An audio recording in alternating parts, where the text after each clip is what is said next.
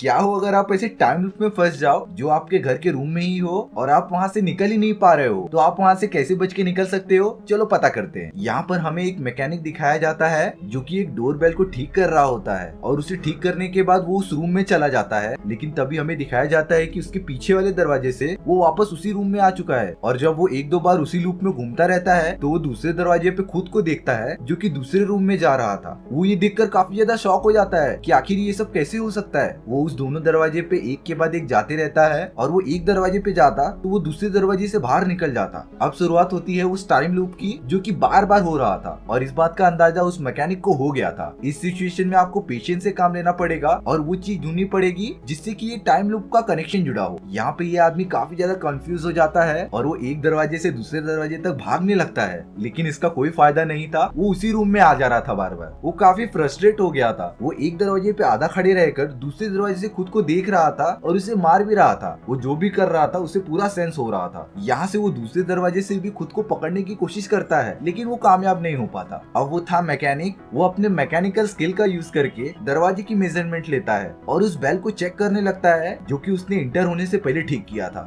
यहाँ पे वो सही डायरेक्शन में जा रहा था क्योंकि जब ये टाइम लूप स्टार्ट हुआ था तो उसने वो डोरबेल को ही ठीक किया था और इसका कनेक्शन हो सकता है उसके टाइम लूप में जाने के लिए। वो उसे ठीक ही कर रहा होता है। तभी उस कमरे में एक रोशनदार बॉल चमकने लगता है और जब वो मैकेनिक पीछे देखता है तो वो अचानक गायब हो जाता है और अचानक दूसरे दरवाजे से कुछ आदमी आते हैं जो कि एक अजीब तरह की औरत को लेके जा रहे होते हैं, लेकिन वो लोग टाइम लूप में नहीं फंसे थे। वो मैकेनिक जब वापस चेक करता है तो अभी भी वो लूप में था और अब तो उसका दिमाग खराब हो गया था। तभी कुछ टाइम बाद वहाँ पर अंधेरा हो जाता है और उजाला होने के बाद वो दूसरे दरवाजे से खुद को देखता है आते हुए, लेकिन वो दूसरा वाला मैकेनिक पहले वाले मैकेनिक को देख नहीं पा रहा था क्योंकि वो टाइम लूप दूसरे डायमेंशन में भी चालू हो गया था और वो अलग अलग डायमेंशन को एक ही में मर्ज कर रहा था, जिसकी वजह से एक और मैकेनिक उस रूम में आ गया था और वो भी बिल्कुल कंफ्यूज था। वो यहाँ से वहाँ भागने लगता है लेकिन उसका कुछ फायदा नहीं था। अब वो दोनों बुरी तरीके से फंस चुके थे। यहाँ पे वो मैकेनिक जो सबसे पहले आया था वो तो सोया रहता है और दूसरा वाला मैकेनिक जगा रहता है। वो उसी डोरबेल को चेक करता रहता है कि आखिर उसके वायर्स इधर उधर क्यों हैं। वो जब दो वायर को एक दूसरे में मिलाता है और वो ट्राई करता है अपने कपड़े दूसरे दरवाजे से फंसा कर पहले दरवाजे से पकड़ने के लिए,